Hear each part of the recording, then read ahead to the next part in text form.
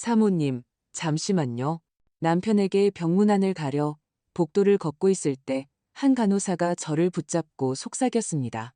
사모님, 어젯밤에 며느님이 다녀가셨어요. 307호실에 들어갔는데 수액팩이 바뀌어 있었어요. 색깔이 달랐어요.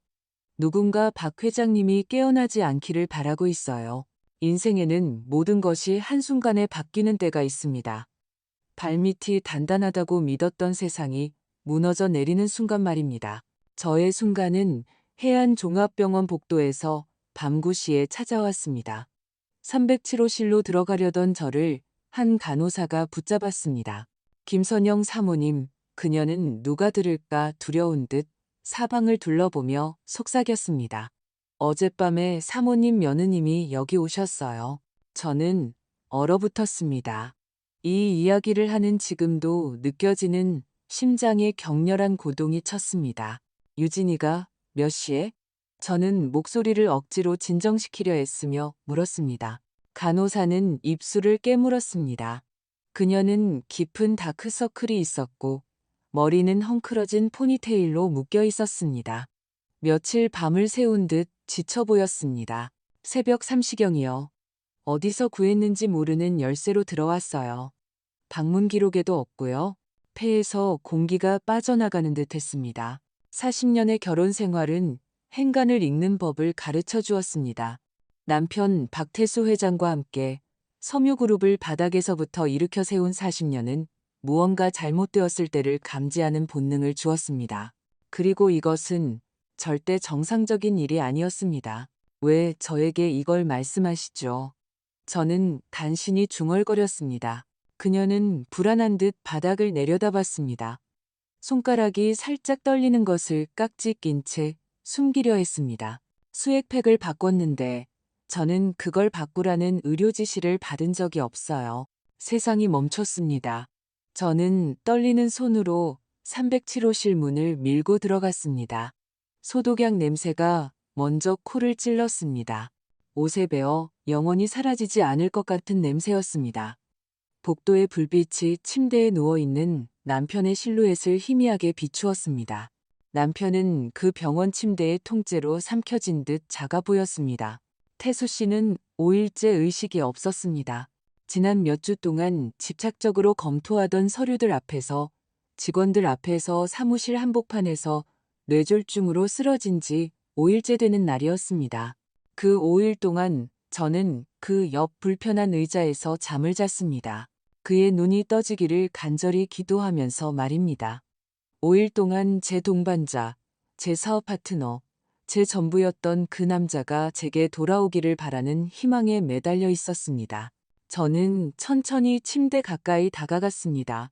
심장 모니터 소리가 일정하고 안심이 되는 리듬을 새기고 있었지만 제 시선은 금속 기둥에 매달려 있는 수액팩으로 향했습니다.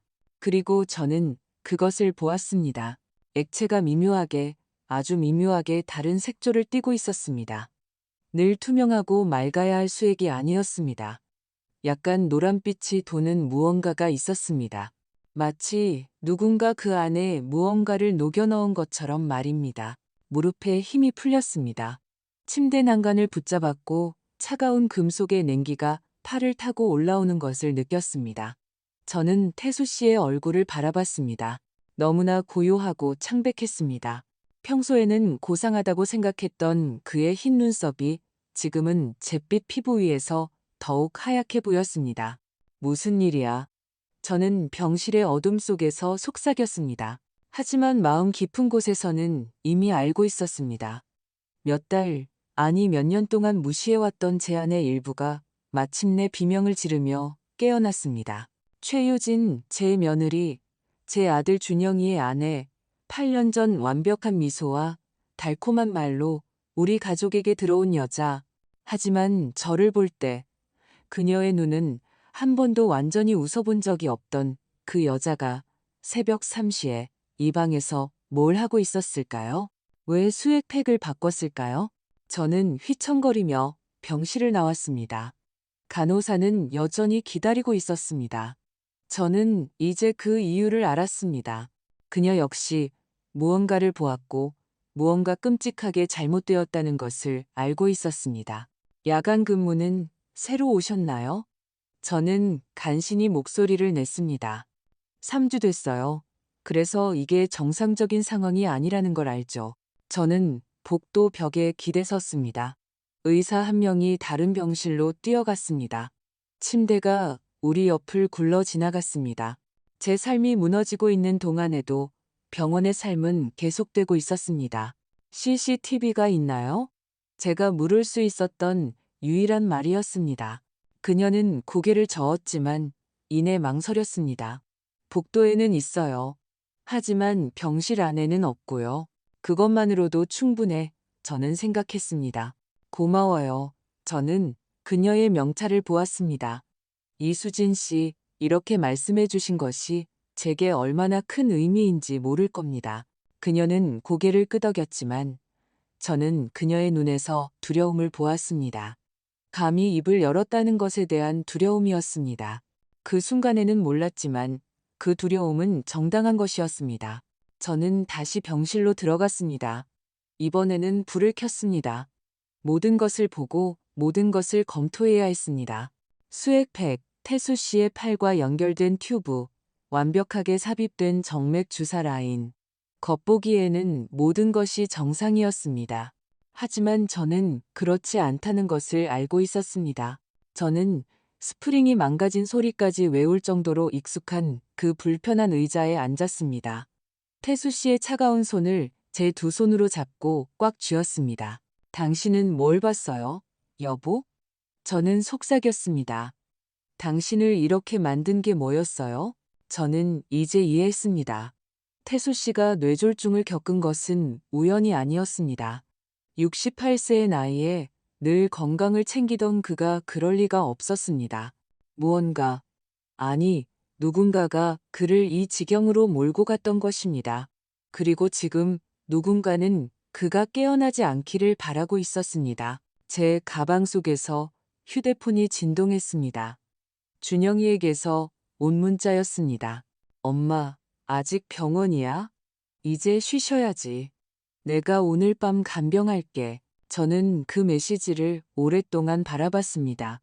제 아들, 제 장남, 제가 품에 안고 키웠던 아이, 대학에 보냈던 청년, 가족 사업 일부를 맡겼던 남자. 그는 얼마나 알고 있었을까요? 얼마나 관련되어 있었을까요?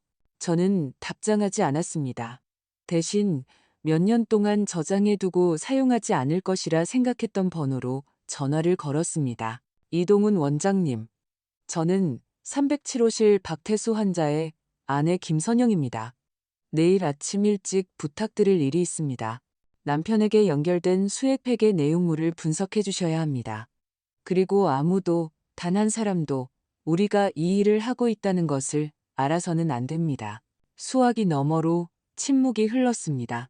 김 사모님, 제가 알아야 할 것이 있습니까? 곧 알게 되실 겁니다, 원장님. 지금은 저를 믿어주셔야 합니다.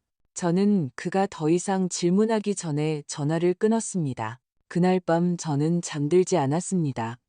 저는 그 의자에 앉아 태수 씨의 손을 잡고 제 삶이 그것에 달린 것처럼 그 수액팩을 감시했습니다. 어쩌면 제 삶이 아니라 그의 삶이 위태로웠고 제 가족 중 누군가가 그 끈을 끊으려 하고 있었기 때문입니다. 만약 이 이야기가 저를 괴롭혔던 것만큼 당신을 사로잡고 있다면 채널을 구독해 주세요. 왜냐하면 앞으로 벌어질 일은 제가 상상조차 하지 못했던 제 핏줄 안에서 일어난 악몽의 시작에 불과했기 때문입니다. 하지만 저는 아직 최악의 상황을 알지 못했습니다. 이 모든 일이 제 눈앞에서 얼마나 오랫동안 일어나고 있었는지, 그리고 제가 아들을 사랑한다는 이유로 얼마나 많은 것을 무시했는지 말입니다. 이 원장은 교대 시간이 바뀌기 전인 아침 6시에 도착했습니다. 그는 검은 서류 가방을 들고 있었고 설명이 필요 없을 만큼 상황의 긴급함을 이해했다는 표정이었습니다. 제가 문 앞에서 망을 보는 동안 그는 수액에서 샘플을 추출했습니다. 제 손에는 땀이 났습니다. 복도에서 들리는 발소리 하나하나에 저는 깜짝 놀랐습니다. 2시간 안에 결과가 나올 겁니다. 김 사모님. 사모님 휴대폰으로 바로 전화드리겠습니다. 저는 말없이 고개를 끄덕였습니다. 무슨 말을 할 수 있었을까요? 제 가족이 제 남편을 독살하고 있는지 알아봐 주셔서 감사합니다. 라고 말해야 할까요? 저는 창가에 서서 서울 위로 떠오르는 해를 바라봤습니다. 도시는 저의 고통과는 상관없이 깨어나고 있었습니다. 거리 상인들은 이미 노점을 정리하고 있었고 근처 빵집에서 갓 구운 빵 냄새가 올라왔습니다.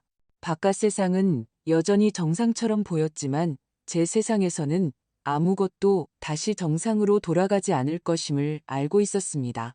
저는 눈을 감고 기억을 되새겼습니다. 여기까지 어떻게 오게 되었는지, 우리가 그토록 사랑으로 쌓아 올린 가족이 어떻게 이렇게 변했는지 이해해야 했기 때문입니다. 태수 씨와 저는 1985년에 만났습니다. 저는 겨우 23살이었고 한 섬유 공장에서 재봉사로 일하고 있었습니다. 그는 사장의 아들이었지만 유산을 낭비하며 파티만 다니는 그런 부잣집 아들이 아니었습니다. 태수 씨는 모두보다 일찍 새벽 5시에 출근했습니다. 그는 모든 기계를 점검했고 모든 직원의 이름을 알고 있었습니다. 우리는 첫 뭉치와 산업 기계 소리 사이에서 사랑에 빠졌습니다. 그의 아버지는 처음에는 반대했습니다. 제가 그의 계층이 아니라고 했지만 태수 씨는 저를 변호했습니다. 그는 저를 선택했고 우리는 함께 사랑이 산을 움직일 수 있음을 증명했습니다.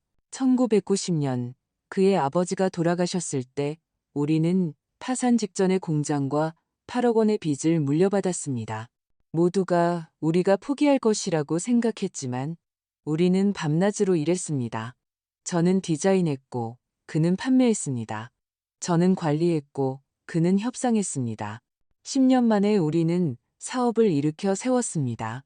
20년 만에 우리는 서울 여러 도시에 3개의 상업 건물을 소유하게 되었습니다. 오늘날 이 섬유그룹의 가치는 500억 원에 달합니다. 손에 굳은 살이 밝히도록 잠 못 이루는 새벽을 보내며 우리가 함께 만든 500억 원입니다. 우리는 3명의 아이를 낳았습니다. 준영이가 1983년 결혼 전에 먼저 태어났고 그 다음 민지, 그리고 마지막으로 성훈이었습니다. 세 아이 모두 우리의 노력을 보며 자랐습니다. 세 아이 모두 가업을 이어가겠다고 약속했습니다. 하지만 인생은 계획을 뒤틀어 놓는 이상한 방식을 가지고 있습니다. 민지는 스페인 사람과 사랑에 빠져 12년 전 영국 런던으로 떠났습니다. 성훈이는 캐나다 정유회사에 취직해 토론토에서 살고 있습니다. 매주 전화하고 손주들 사진을 보내주지만 너무 멀리 있습니다. 너무 멀리 떨어져 있어서 가끔은 그들을 잃어버린 것 같은 기분이 듭니다. 오직 준영이만 남았습니다. 제 장남, 우리를 절대 떠나지 않겠다고 맹세했던 아이.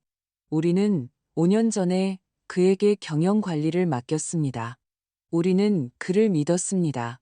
우리는 그에게 계좌, 공급업체, 모든 것에 대한 접근 권한을 주었습니다.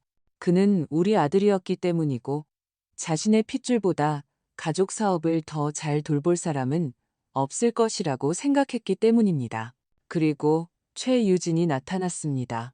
그는 부산 섬유사업가 회의에서 그녀를 만났습니다. 그녀는 행사 보조원으로 일하고 있었습니다. 28살, 준영이보다 15살 어렸습니다. 부인할 수 없이 아름다웠습니다. 허리까지 오는 검은 긴 머리, 당신을 꿰뚫어 보는 듯한 묘한 빛의 눈, 기분에 따라 밝아지거나 얼어붙을 수 있는 미소를 가졌습니다. 처음에는 그녀를 환영하려 노력했습니다. 가족 식사를 주최하고 그녀에게 성당 신부님께 축복받은 묵주를 선물하고 심지어 전통 가족 요리법을 가르쳐 주겠다고 제안했습니다. 하지만 그녀는 늘 교묘한 방식으로 저를 거부할 방법을 찾았습니다. 모임에 늦게 오고 중요한 가족 행사를 알리는 것을 잊었습니다. 제가 말을 할 때면 그녀는 휴대폰만 쳐다봤습니다. 그리고 준영이가 변했습니다. 그는 더 이상 일요일에 우리를 찾아오지 않았습니다. 사업에 대한 조언도 구하지 않았습니다. 우리가 그들의 집에 가면 유진은 늘 나갈 핑계를 댔습니다. 가족 저녁 식사는 긴장감 넘치고 어색한 침묵으로 가득 찼습니다. 태수 씨는 그것을 알아차렸습니다. 그는 준영이와 여러 번 이야기하려 했지만 아들은 방어적이 되었습니다. 저 이제 애 아니에요, 아버지. 이제 저만의 가정이 있어요. 마치 아내가 있다는 것이 자신이 어디서 왔는지를 잊어야 한다는 의미인 것처럼 말입니다. 상황은 2년 전에 악화되었습니다. 태수 씨가 어느 날 밤 창백한 얼굴로 서류 봉투를 들고 집에 왔습니다. 그는 몇 시간 동안 서재에 틀어박혀 있었습니다. 그가 나왔을 때 그의 눈은 빨갛게 충혈되어 있었습니다. 무슨 일이야? 저는 걱정하며 물었습니다. 나중에 이야기합시다. 여보, 지금은 생각할 시간이 필요해요. 다음 날 그는 공증인을 찾아갔습니다. 그는 제게 무엇을 수정했는지 말하지 않고 유언장을 변경했습니다. 제가 따지자 그는 저를 꽉 안아주었습니다. 날 믿어요. 우리가 함께 쌓은 것을 보호하고 있는 거니까. 저는 더 집요하게 물었어야 했습니다. 그에게 설명하도록 강요했어야 했습니다. 하지만 우리는 시간이 있을 것이라고 생각했습니다. 그가 준비되면 말해줄 것이라고 생각했습니다. 저는 시간이 이렇게 빨리 끝날 줄은 꿈에도 몰랐습니다. 제 휴대폰이 진동했습니다. 이 원장이었습니다. 심장이 빠르게 뛰었습니다. 화면을 밀어 올리자 손가락이 떨렸습니다. 김 사모님, 지금 당장 제 진료실에서 뵙고 싶습니다. 그는 더 말하지 않았습니다. 그럴 필요도 없었습니다. 저는 거의 뛰다시피 병실을 나왔습니다. 엘리베이터를 기다릴 수 없어 계단으로 내려갔습니다. 저는 숨을 헐떡이며 그의 진료실에 도착했습니다. 그는 문을 닫았습니다. 그의 얼굴은 전문가다운 근심으로 가득 차 있었지만 저는 그의 눈에서 뭔가 다른 것을 보았습니다. 경보, 어쩌면 두려움까지도. 수액에 벤조디아제핀이 들어있습니다. 상당한 양입니다. 저는 책상에 기대 섰습니다. 다리에 힘이 없었습니다. 그게 무슨 뜻이죠? 누군가 고의적으로 남편분을 진정시키고 있다는 뜻입니다. 그의 신경계를 억제하고 깨어나지 못하도록 막고 있는 겁니다. 방이 빙글빙글 돌았습니다. 이게 얼마나 오래된 일인가요? 그는 서류를 검토하고 혈중 수치를 계산했습니다.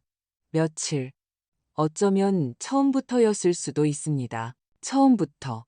누군가 태수 씨가 쓰러진 첫날부터 그를 독살하고 있었고 40년 동안 그의 아내였던 저는 옆에 앉아 있으면서도 알아차리지 못했던 것입니다. 다른 것은 없습니까? 원장이 말을 이었습니다. 제가 기록을 검토해 봤습니다. 남편분의 뇌졸중은 극도의 스트레스로 인해 유발되었습니다. 며칠 전에 뭔가 그를 심하게 불안하게 만들었을 겁니다. 무엇을 보았습니까? 태수 씨, 당신을 이렇게 만든 것을 무엇을 발견했나요? 그리고 더 중요한 것은 누가 당신이 그것을 말하지 않기를 바라는 것일까요? 저는 제 속을 태우는 진실을 안고 진료실을 나왔습니다. 제 가족이 비밀을 숨기고 있었고 그 비밀은 살인에 이를 만큼 어두운 것이었습니다. 그리고 저는 닫아 두었어야 할 상자를 열어젖히려 하고 있었습니다. 하지만 이미 되돌릴 수 없었습니다. 자신의 핏줄이 배신할 수 있다는 것을 알게 되었을 때 당신은 진실을 위해 어디까지 갈 준비가 되어 있는지 결정해야 하기 때문입니다. 저는 젤리처럼 떨리는 다리를 이끌고 307호실로 돌아왔지만 제 안에는 저조차 몰랐던 강철 같은 결단력이 있었습니다. 그것이 문제입니다. 당신이 한계까지 몰렸을 때 당신은 자신이 실제로 무엇으로 만들어졌는지 발견하게 됩니다. 그리고 저는 이제 자신을 방어할 수 없는 남자를 위해 40년을 함께 싸워온 여자로 만들어져 있었습니다. 저는 그 낡은 의자에 앉아 휴대폰을 꺼냈습니다. 손은 여전히 떨리고 있었지만 더 이상 두려움 때문이 아니었습니다. 그것은 분노였습니다. 뱃속에서부터 올라와 시야를 흐리게 하는 차가운 분노였습니다. 저는 유진의 이름을 검색하기 시작했습니다. 제 며느리, 완벽한 하얀 레이스 드레스와 존경과 단결을 약속했던 미소를 띠고 제 가족에게 들어온 여자. 저는 그녀의 SNS를 열었습니다. 저는 보통 소셜미디어를 염탐하는 그런 시어머니는 아니었지만 이것은 더 이상 정상이 아니었습니다. 이 모든 것이 정상이 아니었습니다. 저는 그녀의 프로필을 아래로 스크롤했습니다. 값비싼 레스토랑에서의 사진, 헬스장에서의 사진, 제가 한 번도 만난 적 없는 친구들과의 셀카, 그러다가 무언가에 멈췄습니다. 6개월 전의 사진이었습니다. 유진이 모든 것을 파는 대형 약국 카운터 앞에 서 있었습니다. 그녀는 가방을 들고 카메라를 향해 웃고 있었습니다. 캡션에는 가족을 위한 천연치료제 준비 중, 자연건강, 가족복지, 천연치료제라고 적혀 있었습니다. 저는 이미지를 확대했습니다. 그녀 뒤편 카운터에 상자 하나가 보였습니다. 전체 이름을 읽을 수는 없었지만 제팜, 지팜이라는 글자가 보였습니다. 심장이 철렁 내려앉았습니다. 계속 스크롤을 내렸습니다. 더 많은 사진이 있었습니다. 1년 전의 게시물에는 숙면에 도움이 되는 약초에 대한 기사를 공유하고 있었습니다. 다른 게시물에서는 대체의학의 중요성에 대해 이야기하고 있었습니다. 유진이 언제부터 이런 것에 관심을 가졌을까요? 저는 SNS를 닫고 구글에 그녀의 이름을 검색했습니다. 더 많은 것을 알아야 했습니다. 그리고 제가 발견한 것은 제 피를 차갑게 만들었습니다. 최유진은 2012년부터 2015년까지 지방 국립대학교에서 3년 동안 간호학과를 다녔지만 마지막 학년을 마치지 못했습니다. 그녀는 학위를 따지 않았고 간호사로 일한 적도 없었습니다. 왜 아무도 이것을 말해주지 않았을까요? 저는 민지에게 전화했습니다.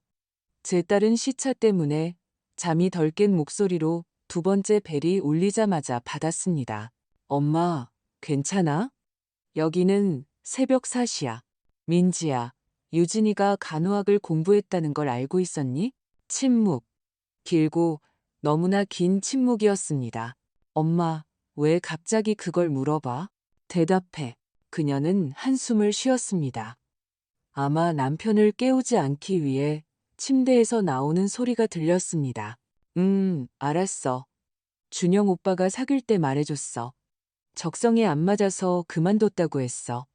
근데 그게 왜 중요해? 저는 눈을 감았습니다. 두통이 관자놀이를 짓누르기 시작했습니다. 그리고 그녀가 그걸 한 번도 언급하지 않은 게 이상하다고 생각한 적은 없어? 엄마. 민지의 목소리가 조심스러워졌습니다. 도대체 무슨 일이 벌어지고 있는 거야? 어제 준영 오빠가 전화해서 엄마가 병원에서 편집증적으로 행동하고 있다고 했어. 물론 그랬을 것입니다. 물론 그는 이미 상황을 통제하고 있었습니다. 내 아버지는 단순한 뇌졸중이 아니었어, 민지야. 누군가 그를 잠재우기 위해 무언가를 투여하고 있어. 엄마, 제발 좀 들어봐.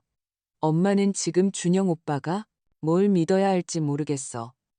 내가 아는 것만 알 뿐이야. 저는 더 이상 듣기 싫어 전화를 끊었습니다. 매 순간이 중요한 지금 제 아이들의 불신을 감당할 수 없었습니다. 저는 병원에 전화해서 간호부장과 통화하고 싶다고 요청했습니다. 단호한 목소리의 여성이 전화를 받았습니다.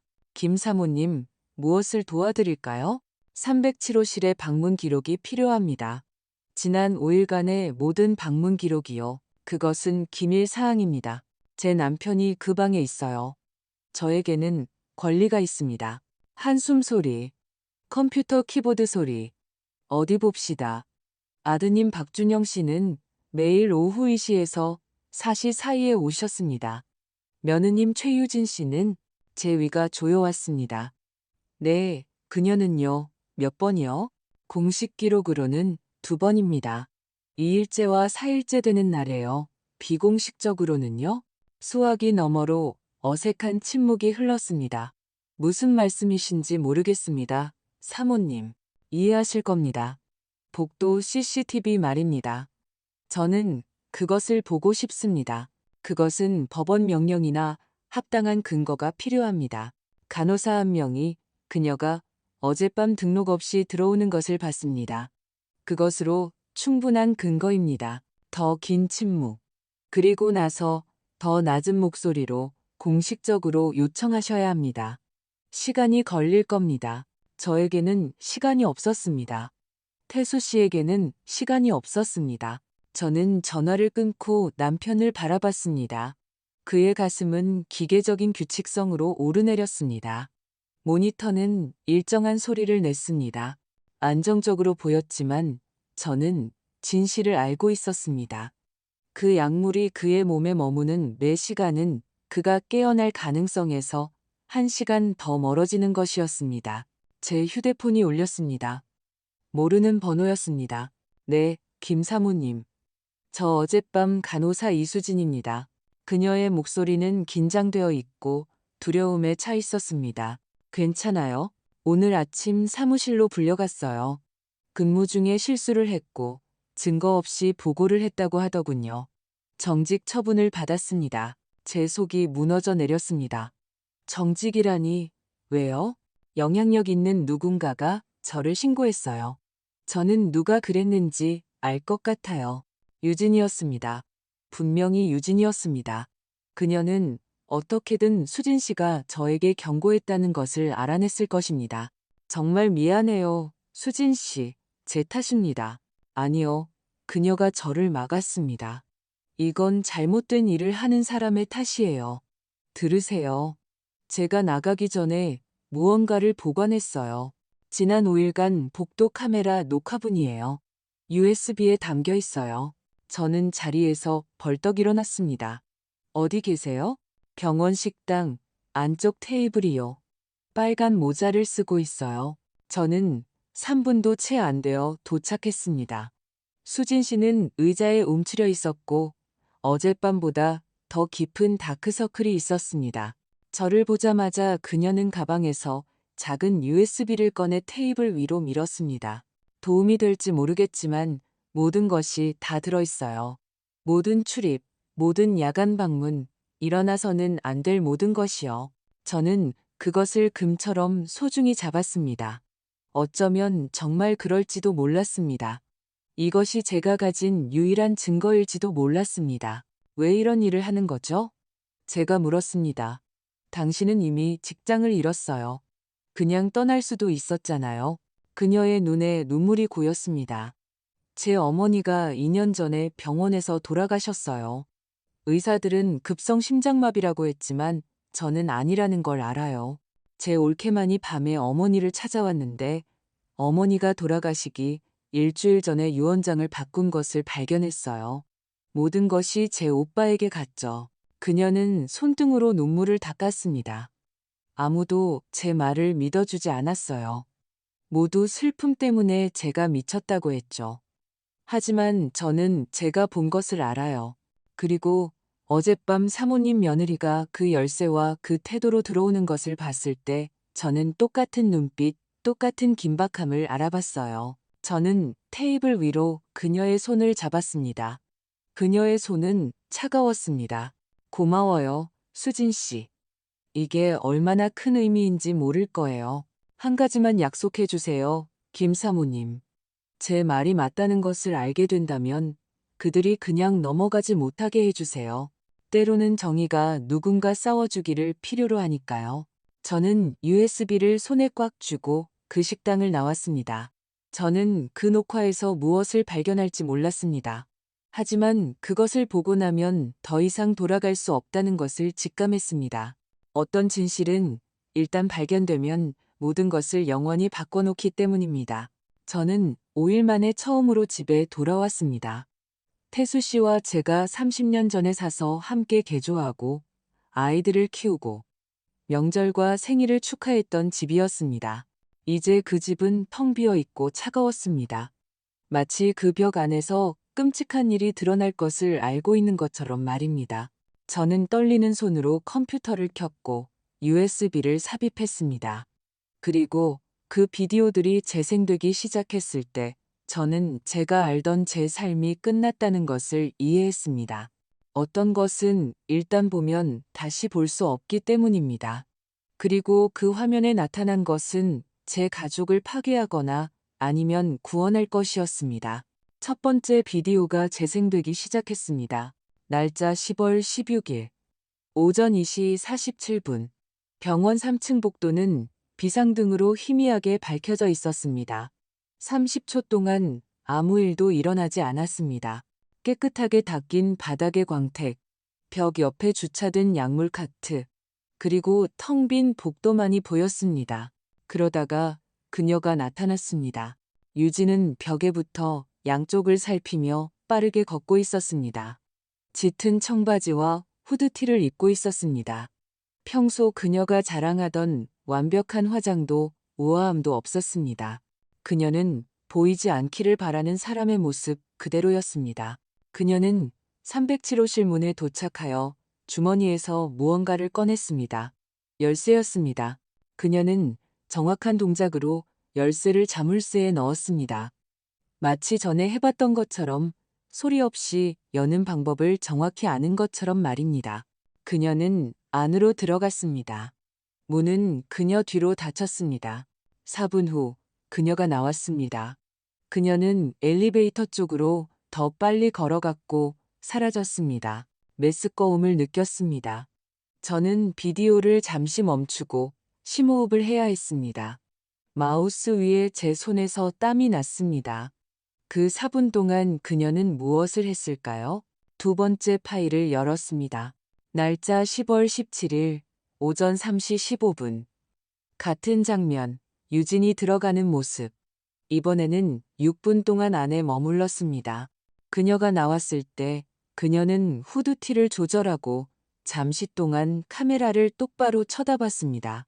그녀의 눈은 형광등 불빛 아래에서 이상하게 빛나고 있었습니다. 차갑고 계산적이었습니다. 그것은 아픈 가족을 방문하는 사람의 눈빛이 아니었습니다. 그것은 계획을 실행하는 사람의 눈빛이었습니다. 세 번째 비디오는 저를 거의 죽일 뻔했습니다. 날짜 10월 18일 오전 2시 33분. 이번에는 그녀가 혼자가 아니었습니다. 준영이가 복도에 먼저 나타났습니다. 제 아들, 제 장남, 제가 안고 먹이고 교육했던 아이. 그는 어두운 재킷과 야구 모자를 쓰고 있었고 손은 주머니에 넣고 있었습니다. 그는 307호실 앞에서 멈춰서서 휴대폰을 꺼냈습니다. 무언가를 입력했습니다.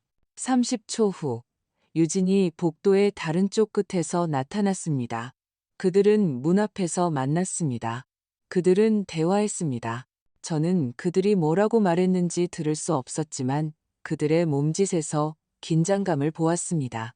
준영이는 문을 가리켰습니다. 유진은 고개를 저었습니다. 그가 고집했고 그녀는 마침내 고개를 끄덕였습니다. 그들은 함께 들어갔습니다. 이번에는 8분 동안 안에 있었습니다. 그들이 나왔을 때 준영이는 불안한 듯 복도의 양쪽을 살폈고 유진은 가방에 무언가를 넣었습니다. 작은 것, 아마도 작은 병이나 주사기였을 것입니다. 그들은 서로 모르는 사람인 것처럼, 부부가 아닌 것처럼, 제 남편이 무방비 상태로 누워있는 같은 방에서 방금 나온 것이 아닌 것처럼 반대 방향으로 사라졌습니다. 저는 비디오를 껐습니다. 의자에서 일어나 화장실로 걸어가 뱃속에 있는 모든 것을 토해냈습니다. 며칠 동안 거의 먹지 않았기에 별로 없었습니다. 저는 거울을 바라봤습니다. 60대 후반의 여자가 저를 마주 보았습니다. 헝클어진 상투머리에 흰 머리카락, 깊은 다크서클, 창백한 피부, 어제부터 입고 있던 구겨진 옷. 저는 일주일 전보다 10년은 더 늙어 보였습니다. 하지만 제 눈에는 새로운 무언가가 있었습니다. 단단하고 위험한 무언가였습니다. 저는 다시 컴퓨터로 돌아갔습니다. 모든 것을 봐야 했습니다. 매초, 매출입, 더 많은 비디오가 있었습니다. 10월 19일 비디오에서는 유진이 방 안에서 20분을 보냈습니다. 20일 비디오에서는 병원이 가장 깊이 잠든 간호사들이 복도를 덜 돌아다니는 새벽 4시에 다시 들어왔습니다. 매일 밤 태수 씨가 뇌졸중을 겪은 이후 매일 밤 그리고 그 밤 중 3번은 준영이가 밖에서 망을 보고 있었습니다. 눈물이 통제할 수 없이 흐르기 시작했습니다. 그것은 슬픔의 눈물이 아니었습니다. 순수한 분노, 배신감, 이름 붙일 수 없는 깊은 고통의 눈물이었습니다. 내 아들, 내 친아들이 집 초인종이 울렸습니다. 저는 거칠게 얼굴을 닫고 문을 열 준비를 했습니다. 준영이었습니다. 그는 태어날 때부터 알았던 그 미소를 지으며 문 앞에 서 있었습니다. 어릴 때 말썽을 부릴 때 사용했던 바로 그 미소였습니다. 다만 이제 저는 그 미소 뒤에 괴물이 살고 있다는 것을 알았습니다. 엄마, 괜찮아요? 문자 답장도 없고 저는 그에게 소리치고 싶었습니다. 그를 밀어내고 싶었습니다. 어떻게 이럴 수 있는지 묻고 싶었습니다. 하지만 저는 참았습니다. 지금 제 패를 보여주면 게임에서 질 것이라는 것을 제 안에 무언가가 알았기 때문입니다. 피곤해, 준영아. 그냥 씻고 옷 갈아입으러 왔어. 그가 들어오려 했습니다. 저는 문을 막고 한 발짝 물러섰습니다. 엄마, 푹 쉬세요. 오늘은 제가 아버지를 간병할게요. 물론 그는 머물고 싶었을 것입니다. 물론 그는 계속 상황을 통제하고 싶었을 것입니다. 아니, 1시간 안에 돌아갈 거야. 엄마, 며칠 동안 잠도 못 주무셨잖아요. 제가 도와드릴게요. 안 된다고 했어. 제 목소리는 제가 의도했던 것보다 더 단호했습니다. 저는 그의 눈에서 섬광을 보았습니다.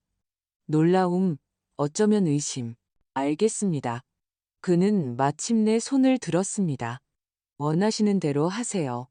하지만 필요한 게 있으면 제가 필요한 건 남편이 깨어나는 거야. 그걸 해줄 수 있니, 준영아? 그의 표정이 바뀌었습니다. 그가 다시 가면을 쓰기 전에 그의 얼굴을 가로지르는 어두운 무언가를 아주 짧은 순간 동안 보았습니다. 우리 모두 그걸 바라죠, 엄마. 모두 걱정하고 있어요. 그는 떠났습니다. 저는 그가 그의 새 트럭, 최신형 SUV에 타는 것을 보았습니다. 가격이 얼마였을까요? 1억 5천만 원? 2억 원? 그 돈은 어디서 났을까요? 저는 문을 잠갔습니다. 자물쇠 2개, 안전고리까지. 낮에는 절대 하지 않던 일이었습니다. 저는 컴퓨터로 돌아가 모든 비디오를 제 휴대폰, 새 USB 메모리, 클라우드에 복사했습니다. 이 증거를 잃을 수는 없었습니다. 그리고 저는 가족 변호사인 정 변호사에게 전화했습니다. 20년 동안 우리의 모든 계약서를 작성해온 60대에 신뢰할 수 있는 사람이었습니다. 선영 씨, 태수 회장님은 어떠세요? 오늘 뵙고 싶습니다. 긴급한 일입니다. 사업에 무슨 문제라도 생겼나요? 그것보다 훨씬 심각한 일입니다. 2시간 후에 가능할까요? 그가 망설이는 소리가 들렸습니다. 알겠습니다. 제 사무실로 오세요. 저는 정시에 도착했습니다. 정 변호사는 법률 서적과 상장으로 가득 찬 사무실에서 저를 맞이했습니다. 그가 커피를 권했지만 거절했습니다. 속이 여전히 쓰려서 아무것도 마실 수 없었습니다. 저는 그에게 비디오를 보여주었습니다. 평소에는 침착하고 전문가다웠던 그의 얼굴은 비디오가 재생될수록 무너져 내렸습니다. 마지막 비디오가 끝났을 때 그는 안경을 벗고 눈을 비볐습니다. 세상에, 선영 씨, 이건 살인 미수입니다. 그 단어들이 우리 사이의 공중에 떠다녔습니다. 살인 미수. 제 아들, 제 며느리가 제 남편을 죽이려 했다니. 제가 뭘 할 수 있을까요? 이 비디오와 말씀하신 수액 분석 결과를 가지고 지금 당장 경찰에 가야 합니다. 만약 충분하지 않다면요? 비디오가 병실 안에서 뭘 하는지 보여주지 않기 때문에 아무것도 증명하지 못한다고 한다면요? 그는 한숨을 쉬고 가죽 의자에 기대앉았습니다. 그럼 더 많은 것이 필요합니다. 증인들과 함께 현장에서 그들을 잡을 수 있는 반박할 수 없는 증거가 필요합니다. 어떻게 해야 하죠? 그는 듣고 싶지 않은 것을 들으려는 표정으로 저를 바라봤습니다. 그들이 다시 시도하도록 두어야 합니다. 그리고 모든 것을 기록할 준비를 해야 합니다. 저는 그날 남은 시간을 계획을 짜는데 보냈습니다. 이 원장에게 전화하여 모든 것을 설명했습니다. 처음에는 너무 위험하다고 단호하게 거절했습니다. 하지만 제가 비디오를 보여주자 그의 얼굴이 굳어졌습니다. 알겠습니다. 하지만 조건이 있습니다. 지금부터 경찰이 개입해야 합니다. 법적 보호가 필요합니다. 저는 경찰에 전화했습니다. 지역 경찰서가 아니라 몇 년 전 우리 회사에서 발생한 사기 사건을 조사했던 지능범죄수사대 강 형사에게 전화했습니다. 정직하고 부패하지 않은 사람이었습니다. 강 형사는 그날 밤 병원에 도착했습니다.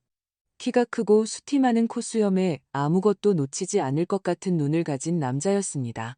저는 그에게 모든 것을 보여주었습니다. 비디오, 수액 분석 결과, 그리고 제가 확인하기 시작했던 수상한 사업 계좌, 이체 기록까지. 그는 생각에 잠긴 듯 콧수염을 긁었습니다. 이것만으로도 수사하기에는 충분하지만 체포하기 위해서는 그들이 하는 것을 제 눈으로 봐야 합니다. 그것이 우리가 그들에게 줄 것입니다. 그날 밤 저는 병원에서 307호실에 불을 끄고 앉아 차가운 태수 씨의 손을 잡고 있었습니다. 강 형사는 화장실에 숨어 있었습니다. 이 원장은 몇 초 안에 올 수 있도록 진료실에서 준비하고 있었습니다. 그리고 저는 기다렸습니다. 제 평생의 삶이었던 남자를 죽이려 온 제 자신의 가족을 기다렸습니다. 시계가 오전 2시 15분을 가리켰을 때 저는 자물쇠에 열쇠가 들어가는 소리를 들었습니다. 때로는 괴물을 잡기 위해 그들이 눈을 마주칠 만큼 가까이 오도록 놔둬야 하기 때문입니다. 문이 천천히, 너무나 천천히 열렸습니다. 들어오는 사람이 경첩 소리를 피하는 방법을 정확히 아는 것처럼 말입니다. 저는 잠든 척 의자에 몸을 숙였습니다. 심장이 너무 세게 뛰어서 들킬까봐 두려웠습니다. 부드러운 발소리가 들렸습니다. 두 사람이었습니다. 저는 그녀를 보기 전에 유진의 향수를 알아차렸습니다. 늘 사용하던 달콤한 바닐라 향. 한때는 좋았지만 이제는 저를 메스껍게 만드는 그 향이었습니다. 엄마는 자고 있어. 준영이가 속삭였습니다. 그런 것 같아. 하지만 서둘러. 저는 간신히 눈을 실눈으로 떴습니다. 유진은 수에게 다가가 가방에서 작은 병을 꺼냈습니다. 그녀는 정확하고 전문가다운 동작으로 뚜껑을 열었습니다.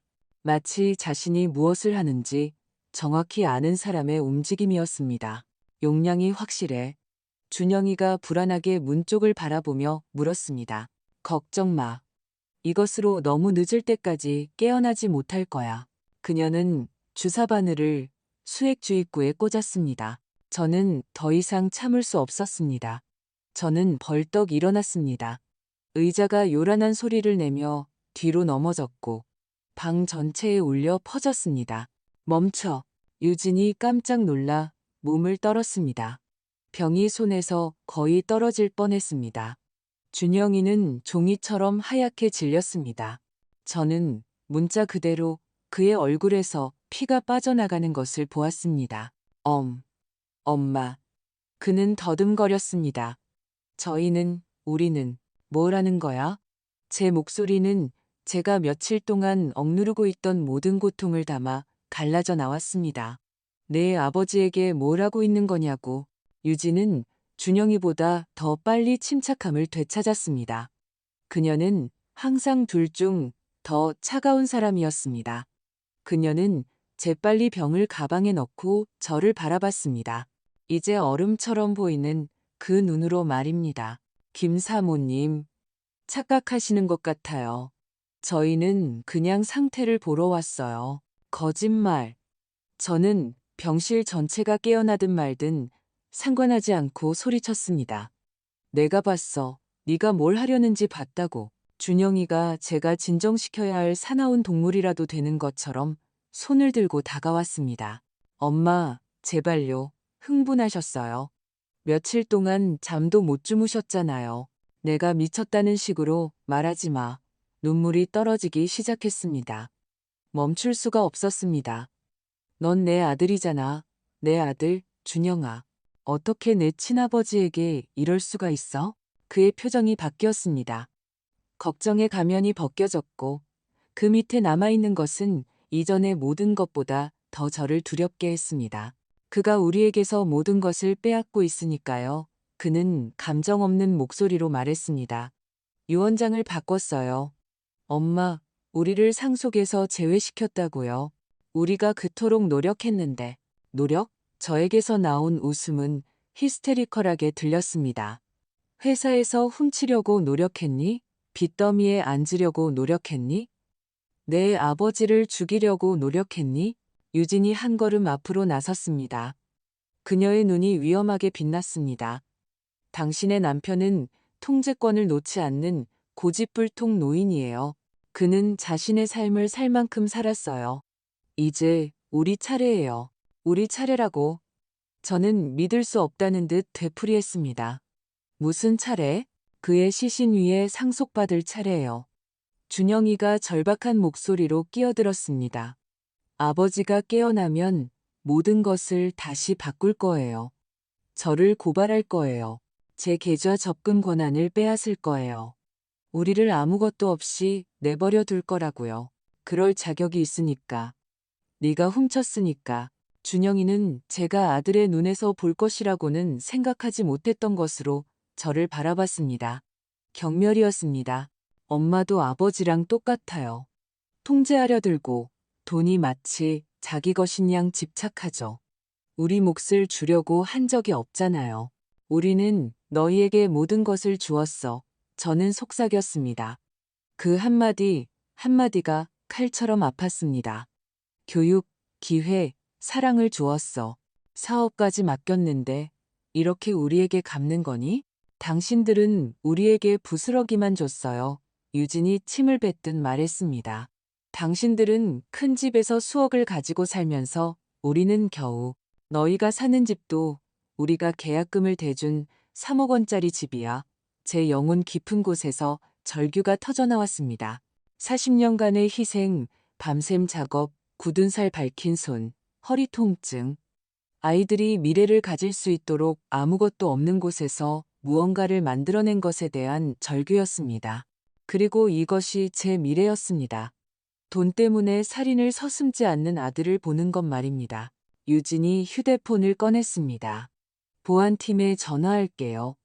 당신이 정신병적 발작을 일으켜서 저를 공격했다고 말할 거예요. 해봐. 저는 분노로 눈물을 닦으며 말했습니다. 전화해.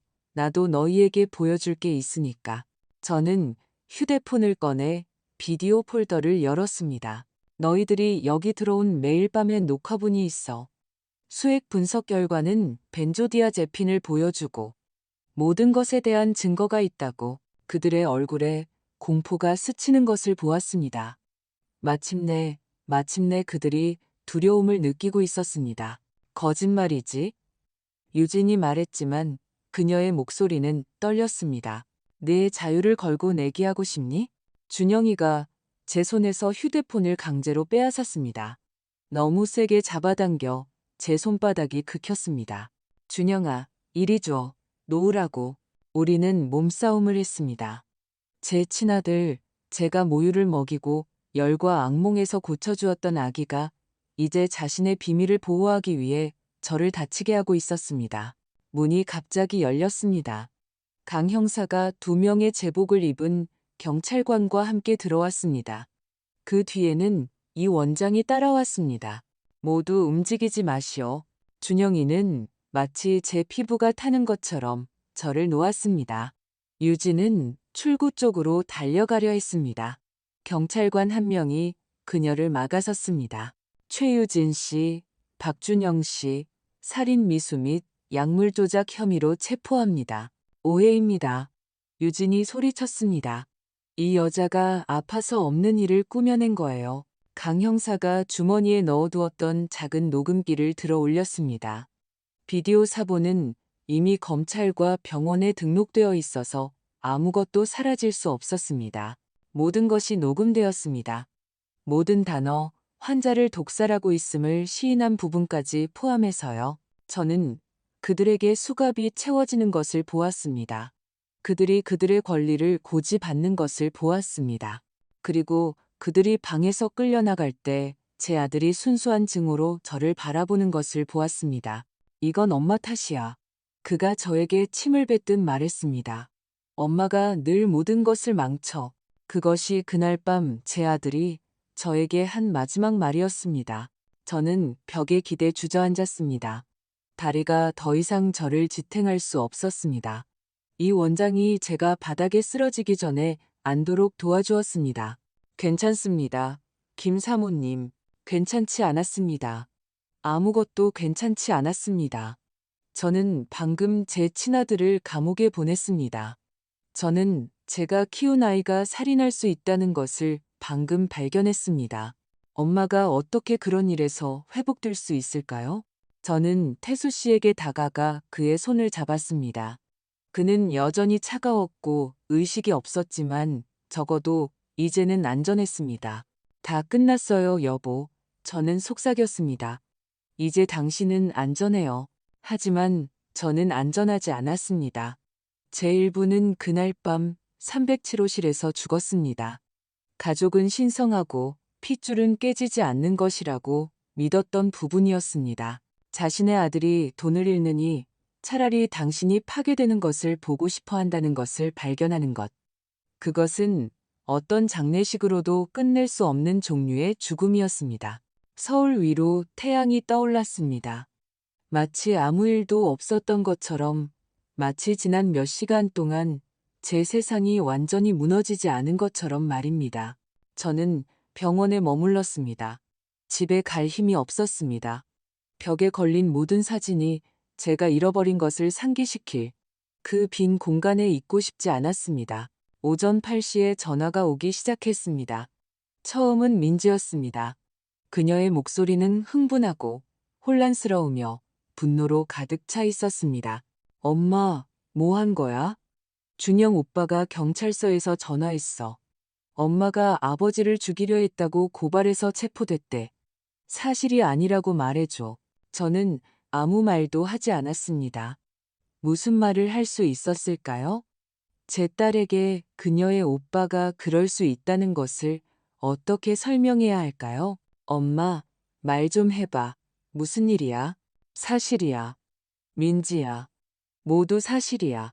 아니, 아니, 아니. 준영 오빠는 절대 그럴 리 없어. 그녀의 목소리가 끊어졌습니다. 엄마가 혼란스러운 거야. 스트레스, 수면 부족 때문에 나한테 비디오가 있어. 증거가 있어. 그들이 한 일을 인정하는 그들의 말이 있어. 긴 침묵, 수화기 너머로 거친 숨소리. 엄마가 어떻게 이럴 수 있는지 믿을 수가 없어. 엄마 아들이잖아. 엄마 아들인데 어떻게 이럴 수가 있어. 단어 하나하나가 비수처럼 밝혔습니다. 어떻게 할 수 있었냐고? 어떻게 할 수 있었냐니, 민지야. 그들이 내 아버지를 죽이려 하고 있었어. 내가 가만히 있어야 했니? 다른 해결책을 찾았어야지. 그들과 이야기하거나 뭘 했어야지. 하지만 가족을 이렇게 파괴하면 안 돼. 내가 아무것도 파괴하지 않았어. 준영이가 아버지를 독살하기로 결정했을 때 파괴한 거야. 지금은 엄마와 이야기하고 싶지 않아. 할 수 없어. 그리고 그녀는 전화를 끊었습니다. 저는 100kg이나 되는 것처럼 무거운 휴대폰을 들고 앉아 있었습니다. 제가 낳고 키우고 제 영혼의 모든 섬유로 사랑했던 제 세 아이 중 2명이 방금 저에게 등을 돌렸습니다. 세 번째 아이는 저를 증오하며 감방에 있었습니다. 병실 문이 열렸습니다. 사회복지사 한 명이 들어왔습니다. 30대의 젊은 여성으로 태블릿을 들고 전문가다운 표정을 짓고 있었습니다. 김 사모님, 미성년자들에 대해 몇 가지 질문을 드려야 합니다. 저는 잠시 처리하는데 시간이 걸렸습니다. 미성년자들, 준영이와 유진의 아이들, 민준 7세, 서윤 5세. 두 부모가 모두 구금되었으므로 누가 양육을 맡을지 알아야 합니다. 제 손주들, 세상에, 제 손주들. 제가 맡을 거예요. 사회복지사는 태블릿에서 무언가를 확인했습니다. 최유진 씨 가족의 요청이 있습니다. 유진 씨의 부모님이 임시 양육권을 요청하고 있습니다. 뭐라고요?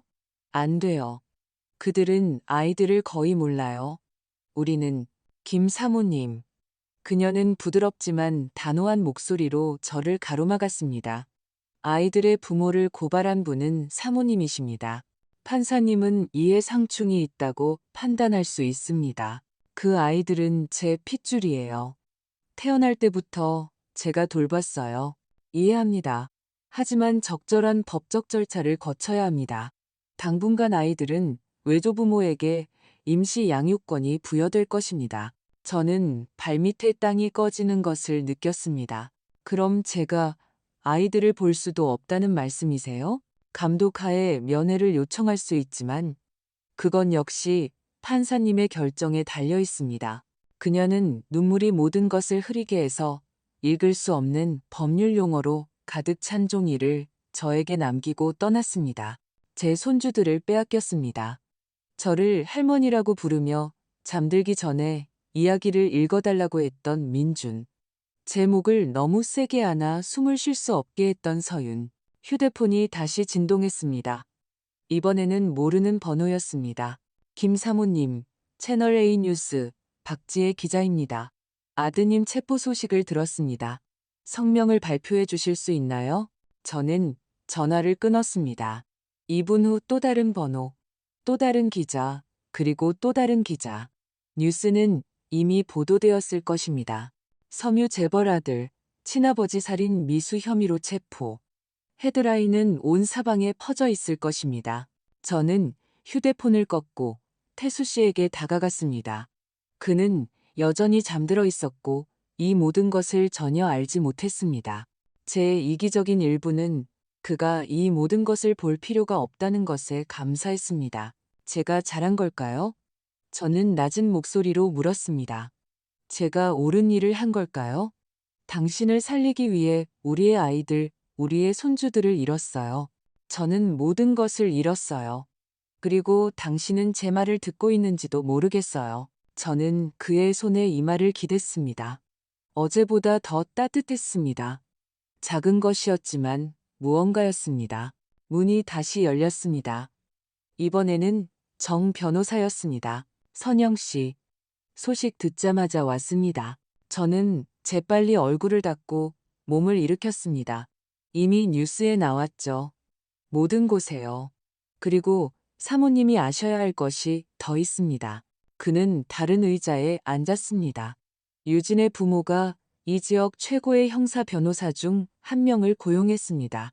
그들은 이 일에 전력을 다할 겁니다. 싸우게 놔두세요. 저에게 증거가 있어요. 가지고 계시죠. 하지만 그들은 훌륭한 변호를 위한 돈도 가지고 있고 모든 것을 당신에게 불리하게 사용할 겁니다. 그들은 당신을 원한을 품은 시어머니, 사랑의 행동을 오해한 혼란스러운 노년 여성으로 만들 것입니다. 그것은 거짓말이에요. 알고 있습니다. 하지만 그들은 합리적인 의심을 만들어낼 것입니다. 그리고 다가올 일에 대비해야 합니다.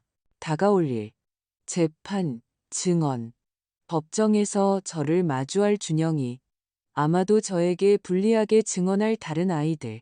제가 이걸 할 수 있을지 모르겠어요. 저는 처음으로 소리내어 인정했습니다. 변호사는 제 어깨에 손을 얹었습니다. 하실 수 있습니다. 그리고 하셔야 합니다. 왜냐하면 그렇게 하지 않으면 그들이 자유로워지고 다시 시도할 것이기 때문입니다. 그의 말이 옳았습니다. 물론 옳았습니다. 하지만 그날 오후 의식 없는 남편과 산산조각난 가족과 함께 병실에 홀로 앉아있는 저는 제 인생에서 가장 외롭다고 느꼈습니다. 때로는 옳은 일을 하는 것이 완전히 혼자가 되는 것을 의미하며 그것은 당신이 상상했던 것보다 더 아프기 때문입니다. 3일이 흘렀습니다. 3일 동안 저는 아이들에게서 전화 한 통 받지 못했습니다. 3일 동안 밤낮으로 태수 씨를 지켰습니다. 준영이와 유진이 시작한 일을 다른 누군가가 끝내러 올까봐 두려웠습니다. 이 원장은 모든 수액을 바꾸고 태수 씨의 시스템을 정화하도록 명령했지만 피해는 이미 입었습니다. 벤조디아제핀은 며칠 동안 그의 몸에 축적되어 있었습니다. 시간이 필요합니다. 의사가 설명했습니다. 그의 뇌는 깨어나기 위해 싸우고 있지만 약물이 그것을 억제하고 있습니다. 며칠, 어쩌면 몇 주가 걸릴 수도 있습니다. 몇 주를 저는 혼자 보내야 할 것입니다. 네 번째 밤, 교대 시간이 바뀌고 병원이 가장 조용해졌을 때 제 휴대폰이 진동했습니다. 모르는 번호였습니다. 저는 무시하려 했지만 무언가 저를 받도록 만들었습니다. 김 사모님. 긴장하고 거의 속삭이는 듯한 여성의 목소리였습니다. 누구세요? 간호사 이수진입니다. 만나야 합니다.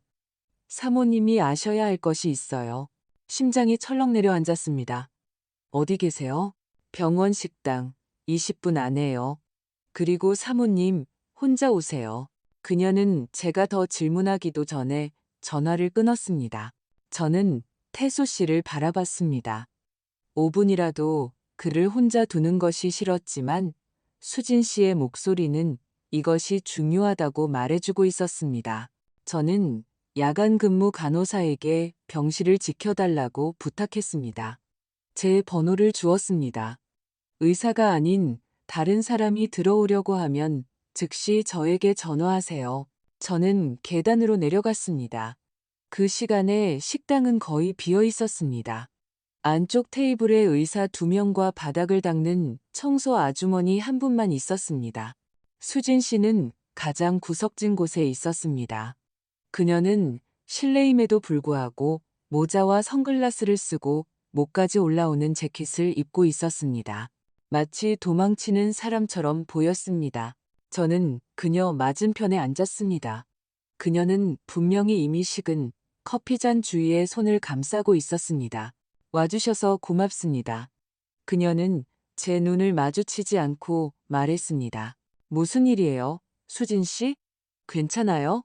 마침내 그녀가 고개를 들었습니다. 그녀의 뺨에는 며칠 된 듯한 노란 멍이 있었습니다. 누가 그랬어요? 중요하지 않아요. 중요한 건 이거예요. 그녀는 배낭에서 서류 봉투를 꺼내 테이블 위로 밀어 넣었습니다. 해고된 후에도 뭔가 잘못되었다는 것을 알았기 때문에 계속 조사했어요. 저는 봉투를 열었습니다. 인쇄된 문서, 의료 기록이 있었습니다.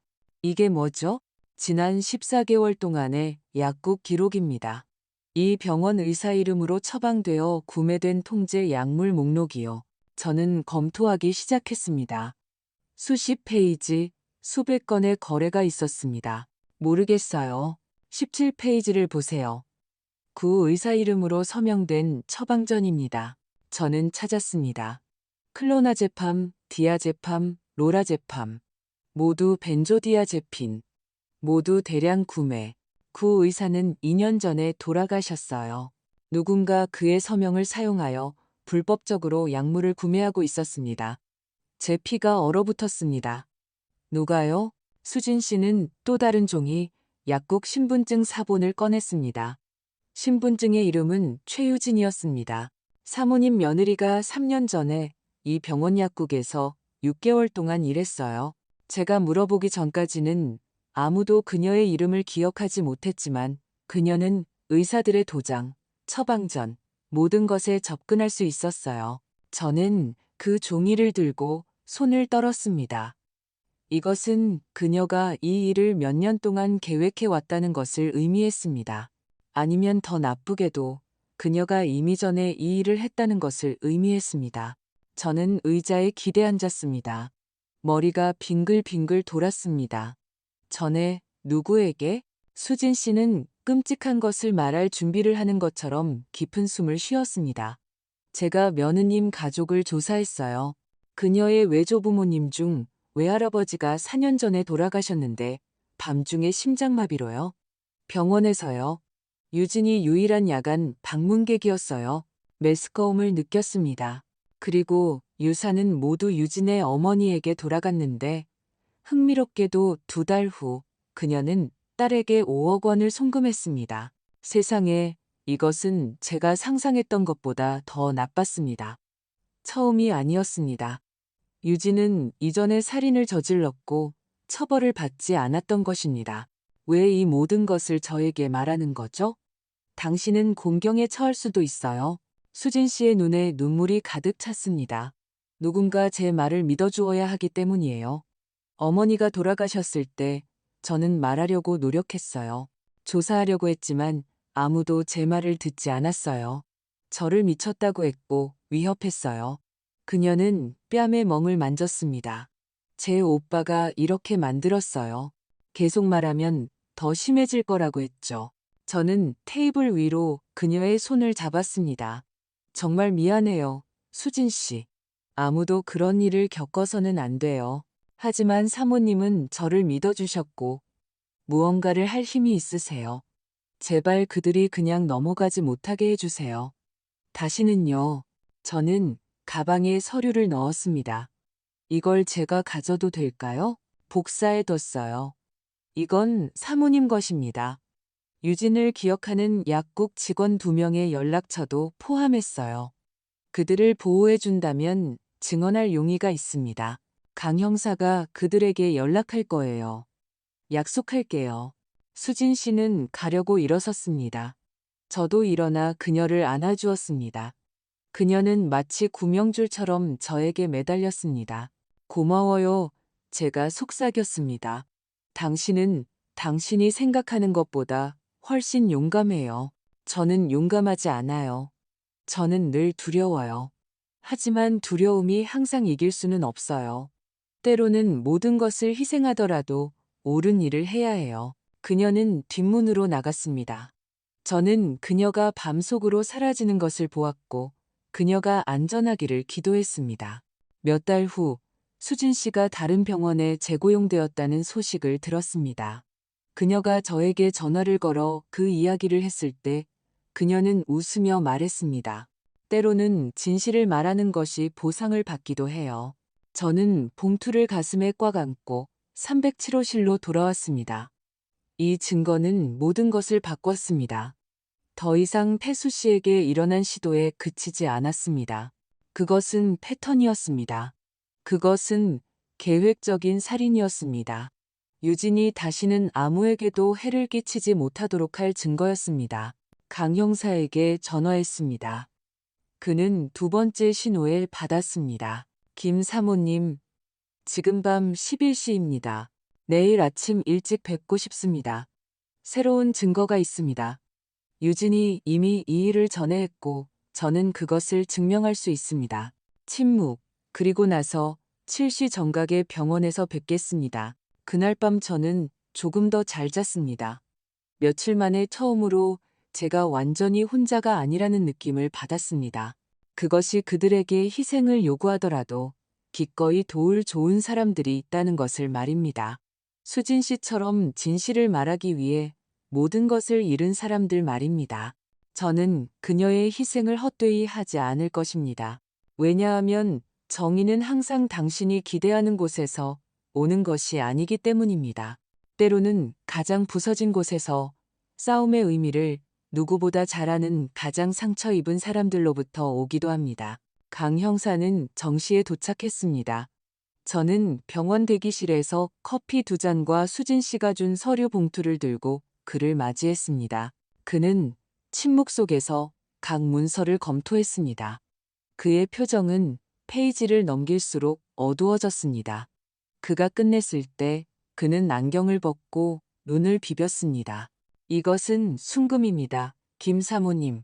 이것으로 우리는 당신의 며느리가 패턴을 가지고 있으며 당신 남편에게 일어난 일이 감정적인 폭발이 아니라 계산된 일임을 증명할 수 있습니다. 이것만으로도 그들이 보석으로 풀려나지 못하도록 하기에 충분합니다. 도주 및 위험의 우려로 보석을 거부하도록 요청하기에 충분합니다. 하지만 더 많은 것이 필요합니다.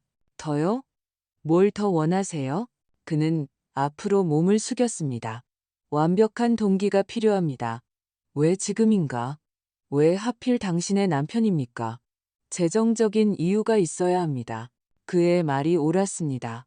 이 모든 것은 돈 때문이었습니다. 늘 그래왔습니다. 사설 탐정을 고용할 겁니다. 준영이와 유진의 재정을 조사할 사람을요. 이미 염두에 둔 사람이 있습니다. 서울 최고의 탐정, 신속하고 신중한 사람입니다. 이틀 후, 송현우라는 이름의 말은 사설 탐정이 저를 그의 사무실로 불렀습니다. 오래된 아카이브 캐비닛과 박물관에서나 볼 법한 컴퓨터로 가득 찬 도심의 작은 공간이었습니다. 김 사모님, 몇 가지 흥미로운 점을 발견했습니다.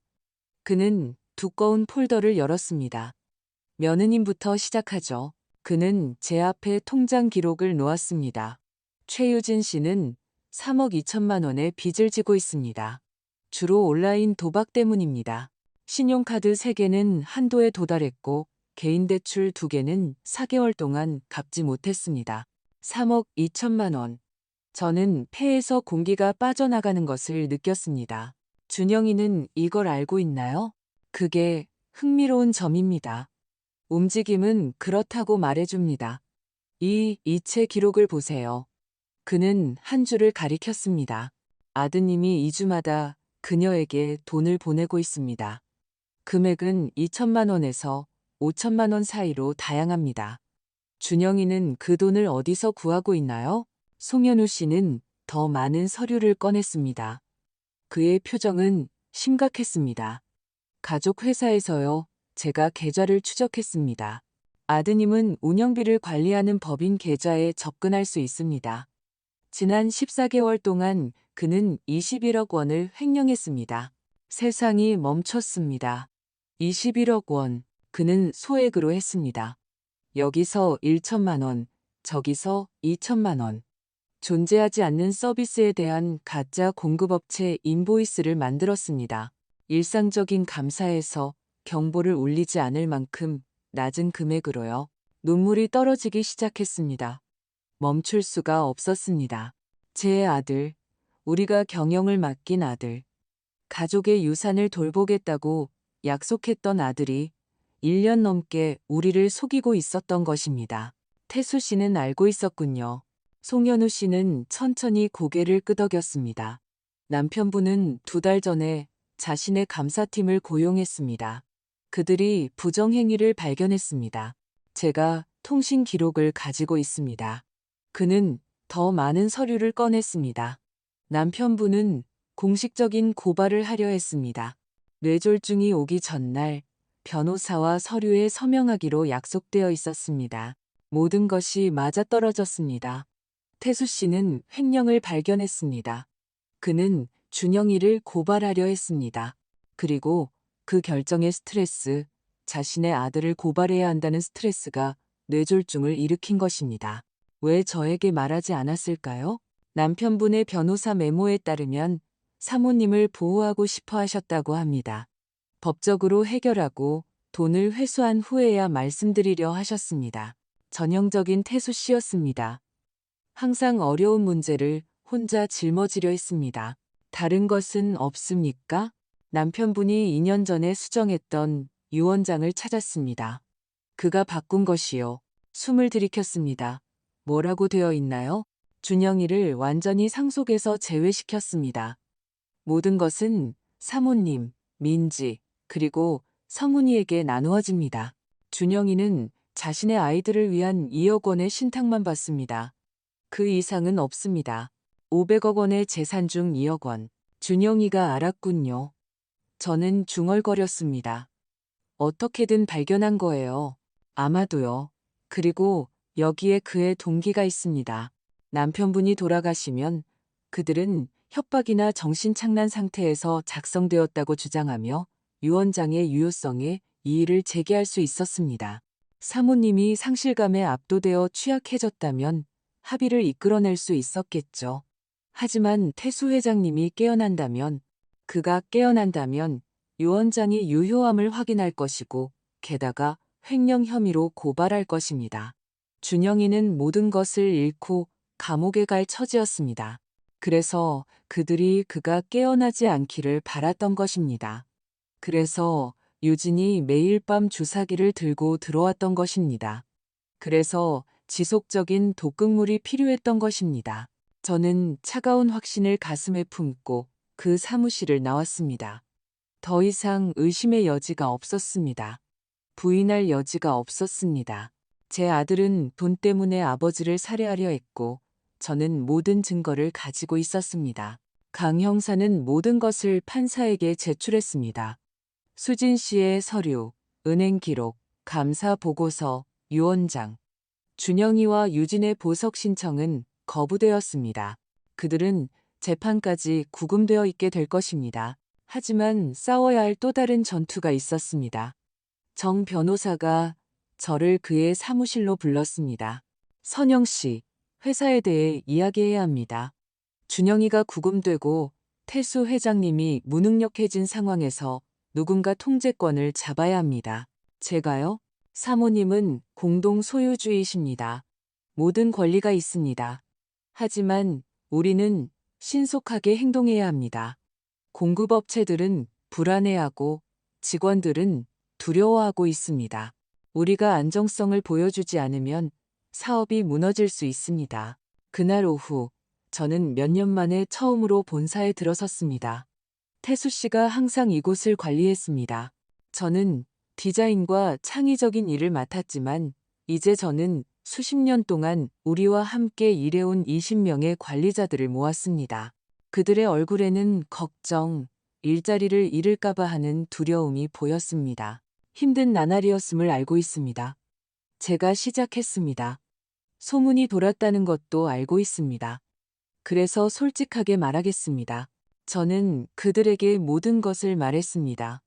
준영이가 저지른 횡령, 빼돌린 돈, 그가 만든 가짜 인보이스까지 우리는 모든 돈을 회수할 것이고 모든 것을 감사할 것이며 우리는 이 상황에서 더 강해져서 나올 것입니다. 30년 동안 우리와 함께 일했던 김철민 부장이라는 한 관리자가 손을 들었습니다.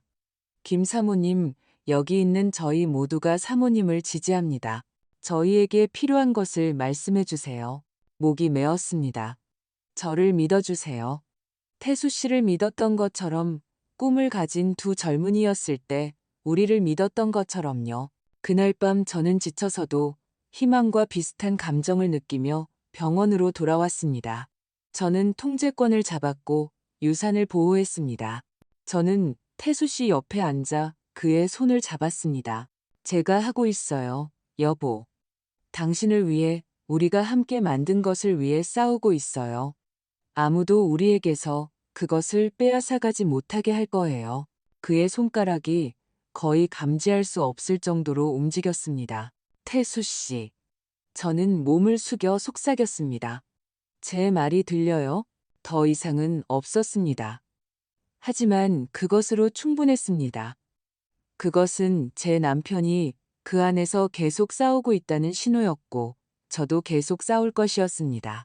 때로는 복수가 소리치는 것이 아니라 조용히 일하고 모든 조각을 모으고 상대방이 이미 졌다는 것을 깨닫기 전에 게임에서 이기는 것이기 때문입니다. 6일이 더 지났습니다. 6일 동안 회사의 재정을 정리했습니다. 변호사들과의 전화통화, 감사팀과의 회의, 끝없는 서류 작업. 6일 동안 태수 씨는 침대에 누워 움직이지 않았지만 저는 작은 징후들을 보는 법을 배웠습니다. 제가 말을 할 때 그의 눈꺼풀이 가끔 떨렸습니다. 제가 그의 손을 잡을 때 그의 손가락이 움츠러들었습니다. 그는 거기에서 돌아오기 위해 싸우고 있었습니다. 이 원장은 매일 아침 그의 활력 징후를 확인했습니다. 그의 뇌가 더 잘 반응하고 있습니다. 벤조디아제핀이 그의 시스템에서 빠져나가고 있어요. 시간 문제입니다. 시간. 항상 시간이었습니다. 15일째 되는 날 아침 무언가 달라졌습니다. 오전 6시 30분이었습니다. 저는 매일 아침처럼 그에게 신문을 소리내어 읽어주고 있었습니다. 어쩌면 어리석은 습관이었지만 그는 제 목소리를 듣고 혼자가 아니라는 것을 알아야 했습니다. 지역 뉴스에서 토마토 가격이 또 올랐습니다. 당신이 가장 좋아하는 샐러드가 엄청나게 비싸질 거예요, 여보. 그의 손가락이 제 손을 쥐었습니다. 저는 신문을 떨어뜨렸습니다. 심장이 빠르게 뛰었습니다. 태수 씨, 그의 눈꺼풀이 떨렸습니다. 천천히, 너무나 천천히, 제가 상상하는 것이라고 생각할 정도로 그의 눈이 열렸습니다. 그는 저를 바라봤습니다. 그의 갈색 눈, 제가 제 눈보다 더 잘 아는 그 눈이 혼란스러움과 노력으로 저를 바라봤습니다. 하지만 그는 저를 보고 있었습니다. 태수 씨, 여보, 깨어났어요. 당신이 깨어났어요. 눈물이 멈추지 않고 흘러내렸습니다. 잠깐만요. 움직이지 마세요. 의사 부를게요. 저는 비상 버튼을 눌렀습니다. 몇 초 만에 병실은 의사와 간호사들로 가득 찼습니다. 그들이 그의 징후, 반사작용, 혈압을 확인하는 동안 저를 옆으로 밀어냈습니다. 이 원장이 미소를 지었습니다. 그의 지친 얼굴을 밝히는 진정한 미소였습니다. 박 회장님, 제 말이 들리십니까? 제 손을 쥐어보세요. 태수 씨가 손을 쥐었습니다. 훌륭합니다. 성함을 말씀해 주시겠습니까? 태수 씨의 입술이 움직였습니다. 며칠 동안 사용하지 않아 쉰 듯한 목소리로 간신히 속삭임이 나왔습니다. 박태수.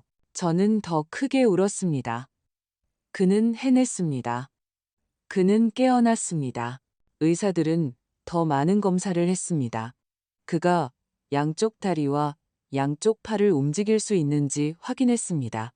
시력과 즉각적인 기억력을 확인했습니다. 모든 것이 작동했습니다. 그는 치료를 받고 힘을 회복해야 했지만 그의 뇌는 괜찮았습니다. 마침내 우리를 혼자 남겨두었을 때 저는 침대 가장자리에 앉아 제 두 손으로 그의 손을 잡았습니다. 당신을 잃을 뻔했어요. 태수 씨가 저를 바라봤습니다. 그의 눈에 눈물이 가득 찼습니다. 선, 영아. 단어 하나하나가 그에게 노력이었습니다. 준, 영희가. 의식이 없는 며칠 후에도 그는 알고 있었습니다. 쉬세요. 아직 말하지 마세요. 하지만 그는 고개를 저었고 제 손을 더 세게 쥐었습니다. 말해야 해요. 돈, 내가 발견했어. 20억. 알아요, 여보. 모든 것을 알아요. 그의 눈이 더 커졌습니다. 놀라움, 두려움. 어떻게? 그들이 당신을 죽이려 했어요. 태수 씨. 그리고 저는 가만히 있지 않았어요.